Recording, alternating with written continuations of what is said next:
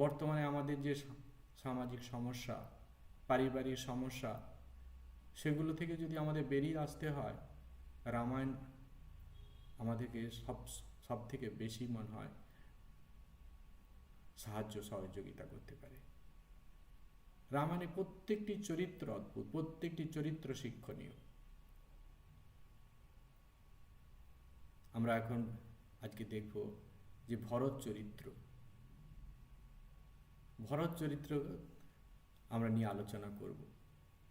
রামায়ণে যে ভরত চরিত্রের মূল্যায়ন আমরা যদি দেখি, শ্রী রামচন্দ্র গুরুগৃহে শিক্ষা লাভের পর ফিরে গেছেন। এমন সময় একদিন ঋষি বিশ্বামিত্র সেখানে উপস্থিত। কার কাছে? অযোধ্যা দশরথ রাজার কাছে পৌঁছে গেছে। কেন না, অসুররা এত বেশি অত্যাচার শুরু করছে, নিশ্চিন্ত মনে ধ্যান জপ করা যাচ্ছে না। সেই কারণে একটি ক্ষত্রিয় শক্তি দরকার, যে আমরা যখন ধ্যান জপ করব, যখন কোনো ক্ষত্রিয় সন্তান থাকবে, কোনো ক্ষত্রিয় সৈনিক থাকবে, যারা কিনা এই আসুরিক শক্তিকে সবসময় দমন করে রাখবে, আমরা নিশ্চিন্ত মনে ভগবানের নাম করতে পারবো, আমাদের উচ্চ তন্মাত্রার সঙ্গে নিজেকে যুক্ত রাখতে পারবো। দশরথ প্রথমে রাজি হচ্ছে, অন্যভাবে বলছেন যে ছোট ছেলে কি করে, আমি যাচ্ছি। কিন্তু ঋষি বিশ্বামিত্র তো জানে শ্রী রামচন্দ্রের সে দিব্য মহিমা। তিনি আসলে যে তিনি কে তিনি তো জানেন। দিব্য চক্ষে তিনি দেখতে পাচ্ছেন যে রামচন্দ্র সাধারণ মনুষ্য নয়, তিনি সেই নররূপী নারায়ণ এসেছেন জগতে কল্যাণের জন্য। তিনি অবতার রূপ ধারণ করে সেই পরব্রহ্ম পরমাত্মা এসেছেন, নররূপ ধারণ করে এসেছেন। তিনি নিয়ে গেলেন। তারকা বধ হয়ে গেল, অসুরদের অনেকেই নিহত হলো। এরপর কি করলেন? শ্রীরামচন্দ্র ও লক্ষ্মণকে নিয়ে জনকপুরীতে চললেন বিশ্বামিত্র। সেখানে সীতামায়ের সঙ্গে বৈবাহিক বন্ধন হয়ে গেল। অযোধ্যায় ফিরে শান্তিতে বসবাস করছেন। এদিকে দেবতারা দেখলেন, আরে প্রভু আমাদের যে উদ্দেশ্যে ধরাতে অবতীর্ণ হয়েছেন, তো সেই উদ্দেশ্য কিছু সফল হচ্ছে না। এই দু একজন অসুরকে দমন করেই ব্যাস হয়ে গেল, আর তো কোনো কিছু হচ্ছে না, আমাদের উদ্দেশ্য তো আলাদা। তখন দেবতারা সব কি করছেন? চিন্তা করছেন। এমন সময় মাতা সরস্বতীর কাছে তারা আবির্ভূত হলেন।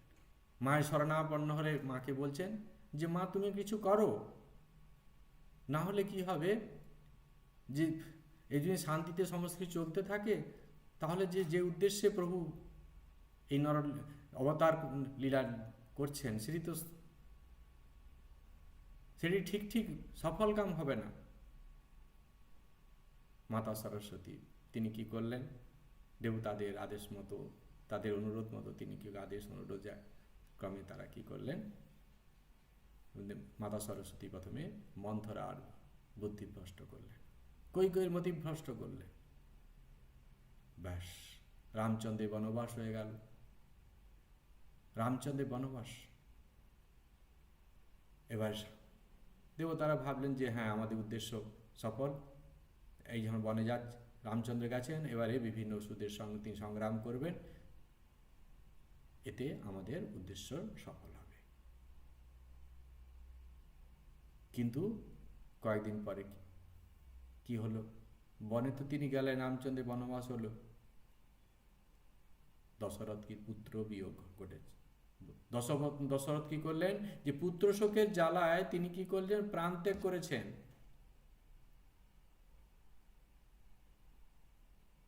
পুত্র শোকের ব্যথায় তিনি কি করেছেন? প্রাণ ত্যাগ করেছেন। ভরতের কাছে খবর গেছে, ভরত তো মামা বাড়িতে থাকে, শত্রুঘ্ন আর ভরত একসঙ্গে দুজন থাকে মামা বাড়িতে। সেখানে গেছেন, খবর গেছে কি একটি কাজ পড়েছে, এখনই তোমাকে কি করতে হবে? অযোধ্যা নগরীতে চলে আসতে হবে। দশরথ যে নেই, মারা গেছেন, এটি কিন্তু ভরতের কাছে এ সংবাদ যায়নি।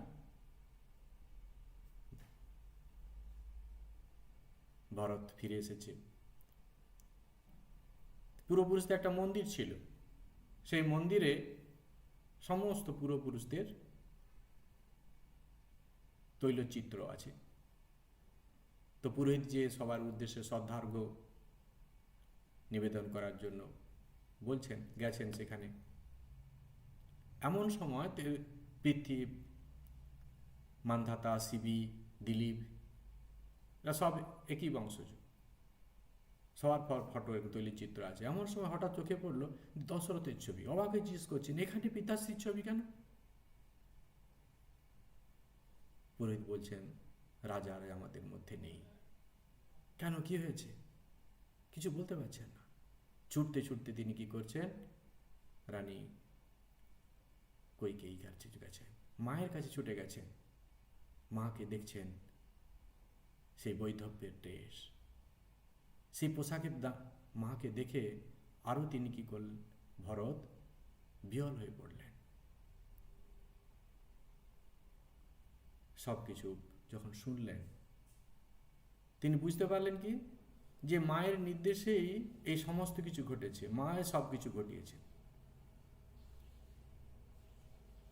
ভীষণ মনে দুঃখ পেলেন, রুষ্ট হলেন। শুধু দুঃখ নয়, রুষ্ট হয়ে গেলেন মায়ের উপরে। রামের উপরে এত ভক্তি, রামচন্দ্রকে, দাদাকে এত ভক্তি করে, রুষ্ট হয়ে মাকে বলছেন যে তোমার মতো মানুষকে ভগবান কেন নারী করে জন্ম দিয়েছে, তাহলে কেন বন্ধা নারী করে জন্ম দিলে না? যদি বন্ধা হয়ে জন্ম হতে, তাহলে আমার জন্ম হতো না, আর আমাকে এই দুঃখ সহ্য করতে হতো না, আমাকে এই কলঙ্কের ভাগীদার হতে হতো না।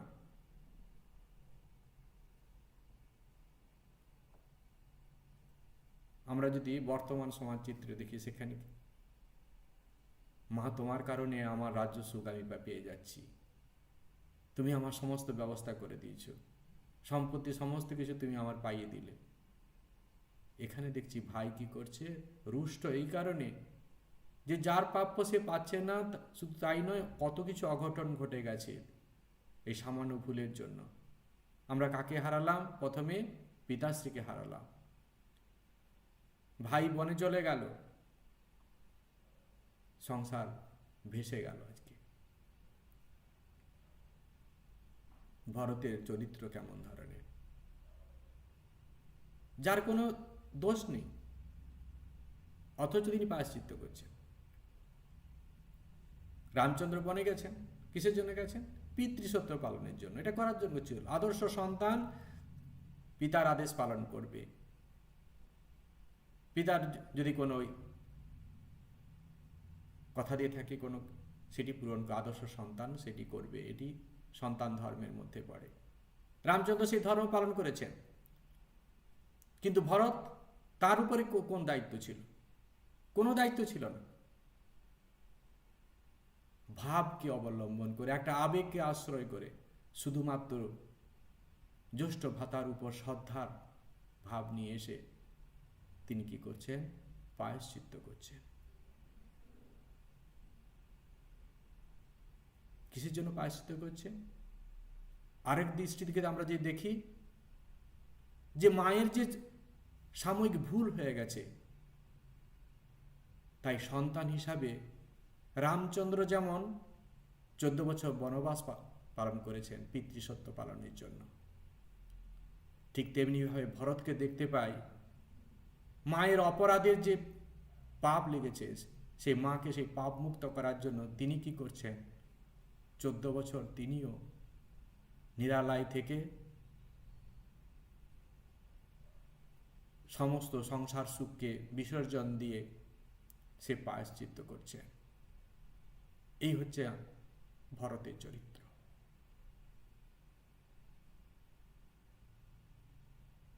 যে মুহূর্তে আমরা দেখতে পেলাম ভরত এসেছে, বশিষ্ঠদেব বলছেন আজকে তোমার ভেঙে পড়ার সময় নয়, আজকে তোমাকে রাজকর্তব্য নিভাতে হবে। তুমি এখন রাজা এখানকার। কি বলছেন? রাজি হচ্ছেন না, কিছুতেই রাজি হচ্ছেন না তিনি। বশিষ্ঠদেব অনেক বুঝিয়ে যখন রায়সভায় নিয়ে গেছেন, সমস্ত প্রজাবর্গের কাছে তিনি প্রথমে বলে উঠছেন যে কয়েকদিন আগে তুমি আমার জ্যেষ্ঠ ভ্রাতা রামচন্দ্রকে তোমরা রাজা হিসাবে মেনে নিয়েছিলে, আজকে আবার আমাকেই তোমরা রাজা হিসাবে রাজা বলছো। এটা তোমাদের কোন ধর্মের মধ্যে পড়ে? নিমেষে মুহূর্তের মধ্যেই তোমাদের ভাবনা চিন্তা হয়ে যায় যে রামচন্দ্রের প্রতি তোমাদের এত ভক্তি ভাবনা, শ্রদ্ধার ভাব ছিল, সেটা চলে গেল। তোমরা যদি সবাই সেদিন আপত্তি জানাতে, তাহলে হয়তো এত বড় অঘটন হতো না। প্রজাবর্গ নীরব হয়ে শুনছেন। বশিষ্ঠদেব বারবার বলছেন, যাওয়ার হয়ে গেছে, এখন তোমাকে রাজকর্তব্য নিভাতে হবে। ভরত কি বলছেন? হ্যাঁ, রাজকর্তব্য আমি অবশ্যই পালন করব। সমস্ত প্রজাবর্গের উদ্দেশ্যে তিনি বললেন, সত্যি যদি আমাকে তোমরা রাজা বলে মেনে থাকো, তাহলে আমার প্রথম আদেশ, এই মুহূর্তে যিনি সত্যি সত্যি রাজপদ পার অধিকারী, তাকে আমরা ফিরিয়ে নিয়ে আসি, এই হচ্ছে আমার আদেশ। প্রজাবর্গের মধ্যে মনের মধ্যে একটা অসন্তোষ ছিল যে যার মা এত কুটিল, তার সন্তান বুঝি এইরকম কুটিল হবে। কিন্তু আজকে জনসম্মুখে রাজ দরবারে ভরতের যে তার যে কথা, তার যে আদেশ, সেটি প্রজাবর্গ মনে ভাবনা চেঞ্জ করে দিল। ভরতের সবার স্থান, ভরতের একটা আলাদা স্থান সবার কাছে।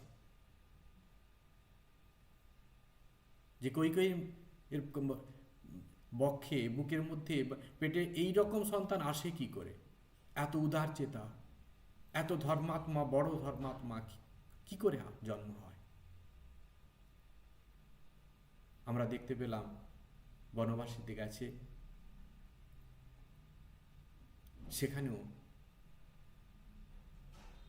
বশিষ্ঠ যখন দেখছেন যে আমাদের প্রথম দিন তিনি কোথায় আছেন না,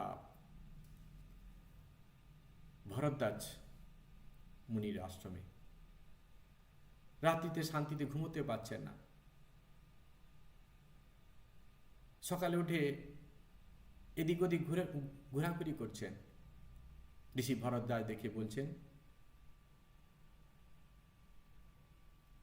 আপনি কি বড় চিন্তিত?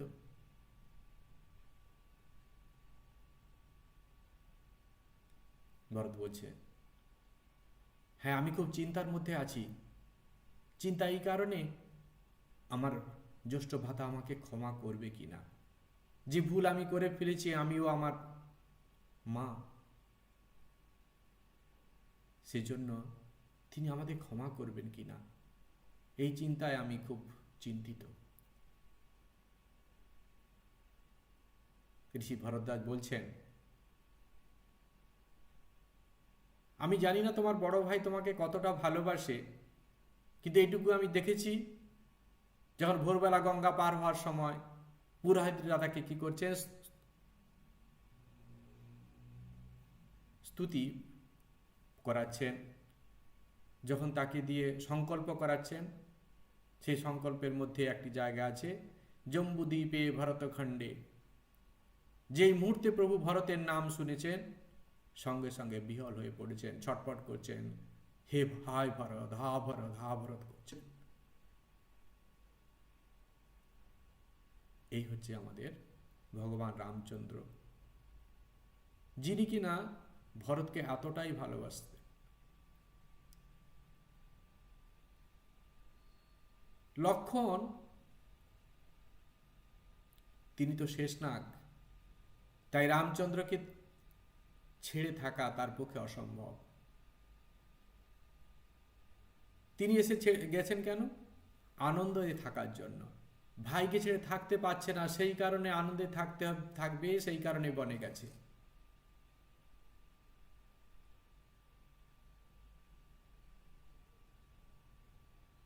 কিন্তু ভরত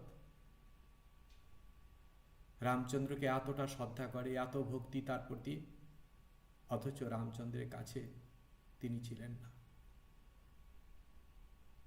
তিনি একটা ভাবনাকে আশ্রয় করে 14 বছর কাটিয়ে দিয়েছেন। 14 বছর একটা ভাবনাকে আশ্রয় করে কাটিয়ে দেওয়া, এটি যে কতটা কঠিন শ্রী ভরত দেখাচ্ছে।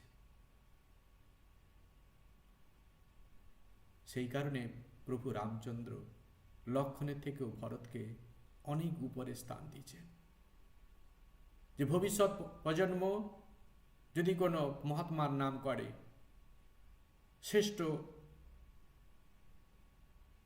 আধ্যাত্মিক পথগামী ঋষির কথা মনে করে, তাহলে ভরতের নামই হবে প্রথমে। সত্যি যদি যুক্তিতে বিচার করি, যুক্তি দিয়ে আমরা দেখব যে লক্ষ্মণ কাছে ছিল রামচন্দ্রের, প্রভুর দর্শন পাচ্ছেন সব সময়, কিন্তু ভরত কিন্তু রামচন্দ্রকে কাছে পায়নি। একটা ভাবনাকে আশ্রয় করে, একটা ভাবনার পুজো করে 14 বছর কাটিয়ে দিয়েছে। আমাদের যখন আধ্যাত্মিক জীবন শুরু হয়, আমাদের ইষ্টের আমরা দেখতে পাই না। একটা আবেগ, একটা ভাবনাকে আশ্রয় করে গুরুর যেমনটি আদেশ করেছেন, সে কথাটি বিশ্বাস রেখে আমরা সেইভাবে চলতে থাকি। পরে আমাদের আধ্যাত্মিক উত্তরণের সঙ্গে সঙ্গে বিভিন্ন অনুভব আমাদের ঘটে। ভরতের চরিত্রকে আমরা দেখতে পাচ্ছি ঠিক তেমনই একটি অবস্থা। ভাবে সমস্ত কিছু তার।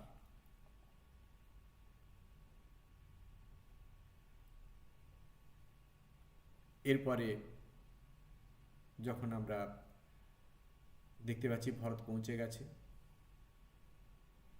লক্ষ্মণ দেখতে পেয়েছেন যে দূর থেকে কেউ এসছে। খবর পেয়েছেন কে? এটাও জানতে পারলেন যে ভরত আসছে। তিনি তো রামচন্দ্রকে ভীষণ ভালোবাসেন, তাই তিনি তীর ধনুক নিয়ে ভরতকে বধ করবার জন্য ছুটে যাচ্ছেন। রামচন্দ্র বোঝাচ্ছেন, কিছুতেই বুঝতে রাজি হচ্ছেন না। সবসময় একই কথা, যার মা এত কুটিল, তার সন্তান কি করে ভালো হয়।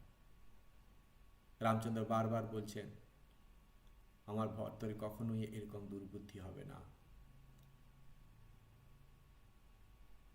এরপর যখন আমরা ভরতকে দেখতে পেয়েছি, ছুটে ছুটে আসছেন, কিন্তু তিনি প্রার্থনা করছেন দর্শনের জন্য, কাছে যাওয়ার জন্য প্রার্থনা জানাচ্ছেন। কিন্তু প্রভু যখন ছুটে যাচ্ছেন কাছে, তিনি বলছেন, আমাকে ছুঁয়ো না, আমাকে স্পর্শ করো না, আমি পাপী। আমার কারণে আজকে তোমার এই জটাজুটো, তোমার চুল, আজকে কারণে তোমাকে বনবাস জীবন পালন করতে হচ্ছে। আমার কারণে সমস্ত কিছু ঘটেছে। এই যে তার যে মনের আকুতি, এটি দেখে লক্ষ্মণ কি করছেন? তার ভুল ভেঙে গেছে, ক্ষমা চাচ্ছেন। ভাই, আমার ভুল হয়ে গেছিল, তোমার প্রতি ভুল ধারণা হয়েছিল। ভরত বলছেন যে যদি তুই বান চালাতে চাইছিলি, তাহলে একটা বান কেন চালালি না? তাহলে আমার বুকের ভেতরটা একটু ঠান্ডা হতো। এতটাই জর্জরিত, মনের কষ্টে এতটাই জর্জরিত, শান্তি পাচ্ছে না। আমার কারণে আজকে ভাই বনবাসে, আমার কারণেই আজকে কি পিতাশ্রী আমাদের মধ্যে নেই। আর এদিকে রামচন্দ্র তিনি কি করছেন? ভরতকে কোন জায়গা দিচ্ছেন? তিনি যখন বনে এসেছেন, বনদেবী দেখা করতে এসেছেন, যে স্বয়ং প্রভু এসেছেন আমার এখানে বাস করতে, কি আনন্দের কথা। বনদেবী এসে বলছেন, প্রভু আপনি এখানে আছেন, আমার পরম সৌভাগ্য, বলুন আপনার কি সহায়তা করতে পারি। প্রভু বলছেন, আমি যে পথে এসেছি সেই পথটা যদি তুমি পরিষ্কার করে দিতে পারো, আর কিছু চাই না। প্রভু এ কেমন কথা? যে পথ দিয়ে এসেছেন ও পথে কি আবার ফিরবেন আপনি? না, আমি ও পথে আর ফিরবো না, কিন্তু ওই পথটা তো পরিষ্কার করে, এরপরে যদি কোথাও যান বলুন, সে পথটা আমি পরিষ্কার করে দিতে পারি, কিন্তু যে পথ দিয়ে এসেছেন সে পথে পরিষ্কার করার কি প্রয়োজন? প্রয়োজন আছে বনদেবী, প্রয়োজন আছে। ওখানে যে অনেক কাঁটা আছে, সেগুলো যদি আমার ভরতের পায়ে একবার ফুটে, ও খুব কষ্ট পাবে। বনদেবী হেসে বলছেন, চক্রবর্তী সম্রাট দশরথের পুত্র, ক্ষত্রিয় বীর, তার পা এত কোমল যে সামান্য কাঁটা একটু সহ্য করতে পারবে না? রামচন্দ্র বলছেন, তা নয়, তার পা অনেক শক্ত।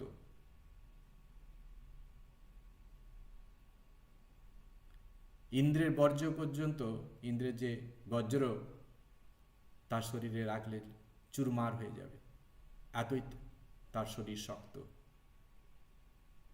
তবে কি জানো, তার পায়ে যদি একটা কোনো কাঁটা ফুটে, এই কারণ সে ব্যথিত হবে, ভাববে যে আমার ভাইয়ের পায়ে এই কাঁটা ফুটেছে, তার কত দুঃখ কষ্ট হয়েছে, তাকে সহ্য করতে হয়েছে, সেই ব্যথায় সে জর্জরিত হয়ে যাবে, সে ব্যথা সে সহ্য করতে পারবে না।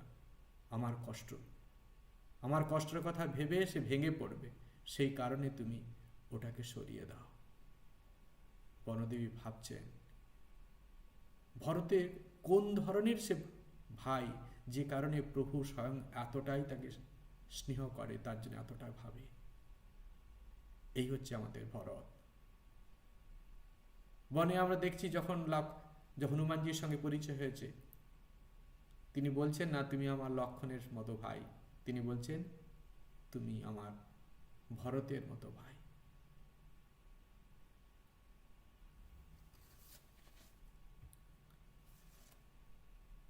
রামচন্দ্রের এই যে রামায়ণ যে কাহিনী, আমাদের মানবিক মূল্যবোধ আমরা এখানে শিখতে পারি, পারিবারিক মূল্যবোধ শিখতে পারি। জনগণের যে আবেগ, এটি সবসময় সত্য নয়। জনসমাজে যে ঢেউ ওঠে, জনগণরা যে ঢেউ ওঠায়, সেটি সবসময় সত্য নয়। নীতিটাই সত্য। রামচন্দ্র জঙ্গলে গেছেন, সবাই দুঃখিত, সবাই মন খারাপ, প্রতিটি মানুষ ফিরিয়ে আনতে চাইছেন। রামচন্দ্র জনমতকে সমর্থন করেননি, তিনি নীতিকে সমর্থন করেছেন, আদর্শকে সমর্থন করেছেন। যখন আমরা দেখেছি সীতা মা বনবাসে, যখন রাবণ হরণ করে নিয়ে গেছে, সীতা মার উদ্ধার হলো, অগ্নি পরীক্ষা নিচ্ছেন তিনি। স্বয়ং ভগবান তিনি জানেন না সীতা মাকে, কিন্তু তবু কেন অগ্নি পরীক্ষার প্রয়োজন হয়েছিল? তার ব্যক্তিগত কারণে, নিজস্ব কোনো কারণ ছিল না, নিজস্ব কোনো পরীক্ষার কোনো প্রয়োজন ছিল না। জনসম্মুখে সাধারণ মানুষের মনের স্তর কথা চিন্তা করে তিনি আদর্শকে দেখালেন। আবার যখন আমরা দেখতে পাই সীতা মায়ের বনবাস হয়েছে, সেখানে জনসমাজে ঢেউ উঠেছিল, সেই ঢেউকে সমর্থন তিনি করেননি, জনসমাজকে তিনি সমর্থন করেননি, তিনি রাজনীতিকে, ধর্মকে সমর্থন করেছেন।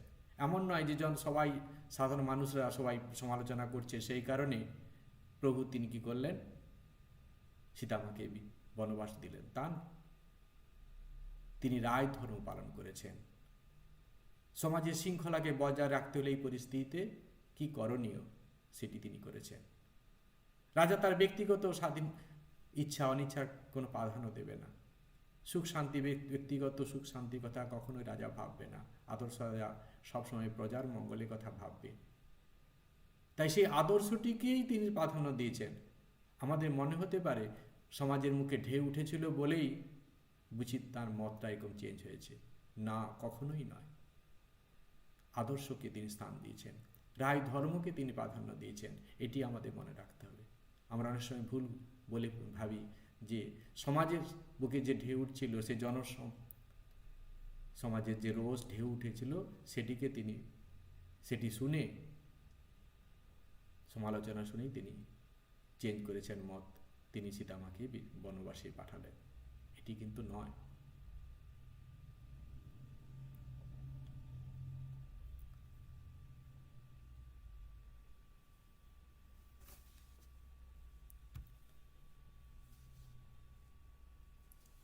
এরপরে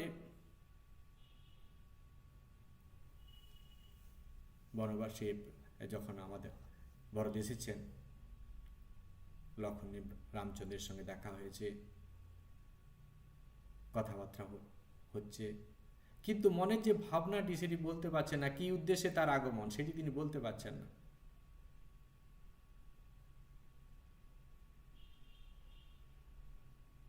রাত্রিতে একদিন রামচন্দ্র আশা করছেন, সবকিছু কুশল মঙ্গল, কি চাও তুমি? দুঃখ করে ভরত বলছেন, সব তো পেয়ে গেছি দাদা, রাজপদ পেয়ে গেছি, আমার কারণে তুমি আজ বনবাসে। আজকে সীতামা জনকনন্দিনী, যে কোনোদিন বন কি জিনিস জানে না, সে আজকে বনবাস তাকে করতে হচ্ছে আমার কারণে লক্ষণ আজকে বনবাসী। সবকিছু তো পেয়ে গেছি, আর আমার কি দরকার, আর কিছু চাই না। আজকে সমাজচিত্রে দেখুন, এইরকম ধরনের সম্পত্তি পেলে ভাইয়ের মনে কি ধরনের হবে, আর ভরত আমাদের কি দেখাচ্ছে।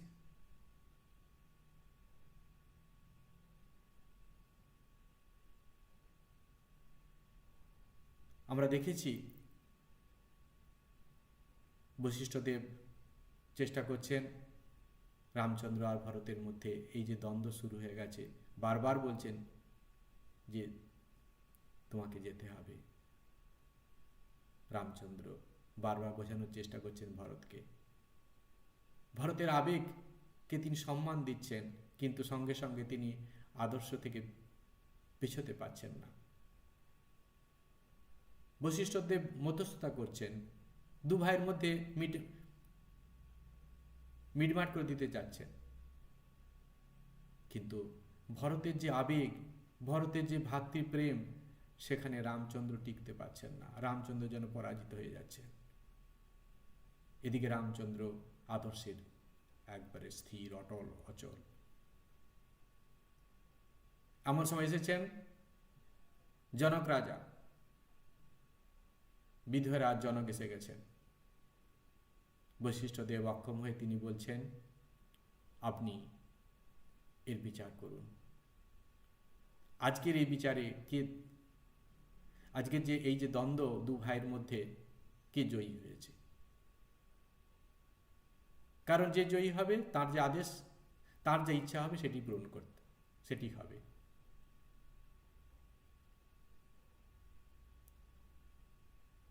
জনকরাজ তিনি অনেক বিচার করে বলছেন, স্থির হয়ে গম্ভীরভাবে তিনি বলছেন কি, আজকের দুপক্ষের এই যে কথাবার্তা আমি শুনলাম, তাতে ভরতই জয়ী, ভরতই জয়লাভ করেছে। ভরত খুব খুশি। মুকুট নিয়ে যাচ্ছে দাদার কাছে, তাহলে আজকে এখানে রাজ্য অভিষেক হয়ে যাবে, আমাদের সঙ্গে আবার দাদা ফিরে যাবে, রামচন্দ্র ফিরবেন আমাদের সঙ্গে। কি আনন্দের কথা।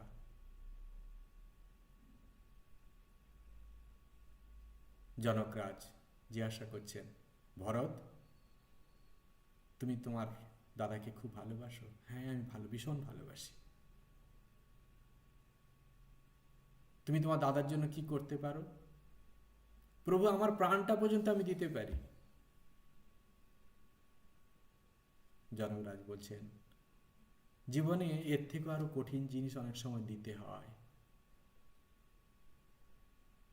তুমি যে সত্যি সত্যি রামচন্দ্রকে ভালোবাসো, এই মুহূর্তে তুমি জিজ্ঞাসা করো সে কিসে খুশি হয়। তুমি যে সত্যি ভালোবাসো কাউকে, তার খুশিতে খুশি থাকাই উচিত। ভরত রামচন্দ্রের পাদপদ্মে যে নিবেদন করছেন, দাদা তুমি কিসে খুশি হবে? রামচন্দ্র বুকে নিয়ে বলছেন ভরতকে, ভরত তুমি যখন এই যে আমাদের দ্বন্দ্ব, তাতে তুমি জয়লাভ করেছো।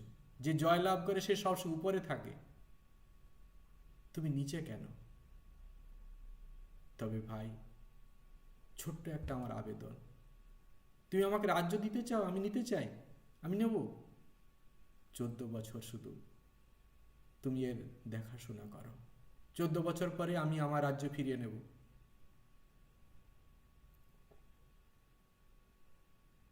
ভরত কাঁদছেন, বলছেন যে প্রেম কত কঠিন জিনিস, ভালোবাসলে কতটা নিজেকে উৎসর্গ করে দিতে হয়, এত কঠিন। সাচ্ছা যদি কেউ প্রেমিক হয়, তাহলে দিয়েই তাকে আনন্দ পেতে হয়। তার প্রেমাস্পদ কিসে শান্তি পায়, কিসে আনন্দে থাকতে পারে, সেটি কাম্য হওয়া উচিত। ভরত তখন শুধু একটি আবেদন করেছিলেন, প্রভু তোমার পাদুকা যুগল যদি আমাকে দাও, তবে আমি ধন্য হয়ে যাব। রামচন্দ্র বিস্মিত হয়ে গেলেন, তার ভক্তি দেখে বিস্মিত হয়ে গেলেন। সেই পাদুকা যুগল নিয়ে কি করবেন? রামচন্দ্র জিজ্ঞাসা করছেন, আমি তো রাজা নয়, আমি তো সেবক তোমার। তোমার বর্তমানে এই পাদুকা কি করবে? তোমার সিংহাসনে শোভা পাবে, এবং প্রত্যহ আমি কি করব? প্রার্থনা করব। যেমন ধরনের মনের মধ্যে ভাবনা আসবে, ভাববো এটি তোমারই আদেশ এবং তোমার কাজ। আমি এইভাবেই তোমার প্রজাবর্গকে আমি তার মঙ্গল অমঙ্গল সমস্ত কিছু দেখব। আমি কোন ধরনের ভ্রাতৃপ্রেম, কোন ধরনের ভক্তি, কোন ধরনের শ্রদ্ধা, এটি ভরত ছাড়া দ্বিতীয় কোনো মানুষ এ বিশ্ব সংসারে আবার দেখা যাবে কিনা সন্দেহ। তাই তো রামচন্দ্র বলছেন, স্বয়ং ভগবান বলছেন যে ভাবিকালে যদি শ্রেষ্ঠ মহাত্মার কথা কেউ বলতে চায়, তাহলে ভরতের নামই হবে প্রথমে। এতই তার ত্যাগ, অন্যায় না করেও প্রায়শ্চিত্ত করছেন। প্রায়শ্চিত্ত করছেন কিসের জন্য? নিজের মা যে অপরাধ করে ফেলেছে, অজান্তে যে অপরাধ হয়ে গেছে, সেটির জন্য তিনি প্রায়শ্চিত্ত করছেন। সেটি মনে হচ্ছে যেন নিজের কোনো অপরাধ করে ফেলেছেন। আমার কারণে, আমার জন্ম যদি না হতো, তাহলে মায়ের মধ্যে এই ধরনের বাসনা আসতো না, এই ধরনের লোভ আসতো না, আর আমার দাদাকে আজ বন যেতে হতো না। ভরতের এমনই মন, এমন ধরনের ভ্রাতৃপ্রেম। তাই আমাদের যে আদর্শ, আমরা যদি ভরতকে বারবার চিন্তন করি, আমরা যদি যে পারিবারিক যে সমস্যা, সেখানে যদি ভরতকে বারবার চিন্তন করি, আমরা রামায়ণ পড়ি, তাহলে আমরা ঠিক ঠিক সমাজ জীবনে বাঁচতে পারব। পারিবারিক জীবনে সুন্দরভাবে পারিবারিক জীবনটিকে, পারিবারিক জীবনের সমস্ত সমস্যাকে আমরা সমাধান করতে পারব। আমরা আদর্শ মানুষ বলতে যা বোঝায়, এই রামায়ণই আমাদেরকে সেটি তৈরি করবে। রামচন্দ্র মর্যাদা পুরুষোত্তম, তিনি আদর্শের পরাকাষ্ঠা, সমস্ত কিছু ঠিক আছে, কিন্তু ভরত আমাদের মতো সাধারণ মানুষকে কিভাবে ঈশ্বরের প্রতি ভক্তি ভাবনা রেখে, শ্রদ্ধার ভাবনা নিয়ে সেই জায়গায় পৌঁছে যাওয়া যায়, ঈশ্বরের জন্য ব্যাকুল হওয়া যায়, সমস্ত কিছু ত্যাগ করে ঈশ্বরের জন্য সব কিছু সব ত্যাগ করে সমস্ত ঈশ্বরই একমাত্র, ভরত এটি আমাদেরকে দেখাচ্ছেন। সেই কারণে তার কাছে তিনি মাতৃস্নেহ ত্যাগ করে দিয়েছেন, তিনি রাজপথ ত্যাগ করে দিয়েছেন, বনবাসে যেন যখন তিনি নন্দীগ্রামে বসবাস করছেন, সেখানে এক সাধু সন্ন্যাসীর বেশ ধারণ করে যেন সেখানে সাধু সন্ন্যাসীর বেশ ধারণ করে সেখানে বসবাস করছেন।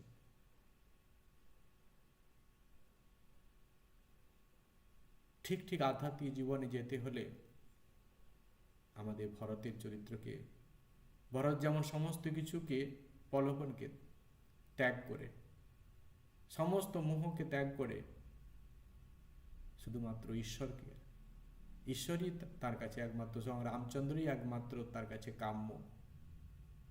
আমাদের যেন সেই রকমই মনের ভাবনা হয়। পারিবারিক জীবনে, সমাজ জীবনে আমাদের কাছে যেগুলি আসবে, সমস্ত কিছুকে ত্যাগ করে আমরা যেন প্রভুর পদে এইরকম প্রার্থনা করতে পারি। বাঁচার জন্য আমাদের যতটুকু দরকার নিশ্চয়ই আমরা গ্রহণ করব, কিন্তু আমাদের ভাবনা থাকবে যে আমরা সবসময় যেন সেই প্রভুর শরণাপন্ন হতে পারি। প্রভুই হচ্ছে আমাদের একমাত্র লক্ষ্য। জীবনের সমস্ত কাজের মধ্যে থেকেও কিছুটা সময় যেন আমরা সেই প্রভুর চরণে মনোনিবেশ করার চেষ্টা করি। ভরতের চরিত্র আমাদেরকে এটি দেখাচ্ছেন, যাকে কোনো কিছু প্রলোভিত করতে পারছে না, এত সম্পত্তি, রাজসুখ পর্যন্ত তাকে কি করছে, শান্তি দিতে পারছে না। সেই প্রলোভনে সে প্রলোভিত হচ্ছে না। সেই প্রভুর জন্য তিনি মাকেও ত্যাগ করে দিয়েছেন। ঠাকুর কথামৃতে বলছেন যে আধ্যাত্মিক পথে যদি মাও পর্যন্ত বাধা সৃষ্টি করে, মাকে কাল সাপ দেখতে। ভারতের চরিত্রের মধ্যে সেটি যেন দেখতে পাচ্ছি। মায়ের কারণে প্রভুর বনবাস, সেই কারণে তিনি মাকে আর দেখতে পাচ্ছেন না সেইভাবে। তাই ভরত উজ্জ্বল এক চরিত্র, যার মধ্যে আমরা শিখতে পারব যে প্রলোভনকে কিভাবে কাটিয়ে ঈশ্বরকে পেতে হলে আমাদের কিভাবে সমস্ত প্রলোভনকে ত্যাগ করতে হয়, এটি ভরতের চরিত্রের মধ্যে আমরা দেখতে পাচ্ছি। আজকে এই পর্যন্ত। ভালো থাকুন, আনন্দে থাকুন। জয় ঠাকুর, জয় মা। ওম শান্তি শান্তি শান্তি। হরি ওম তৎসৎ। শ্রীরামকৃষ্ণার্পণমস্তু। প্রণাম মহারাজ জি। প্রণাম।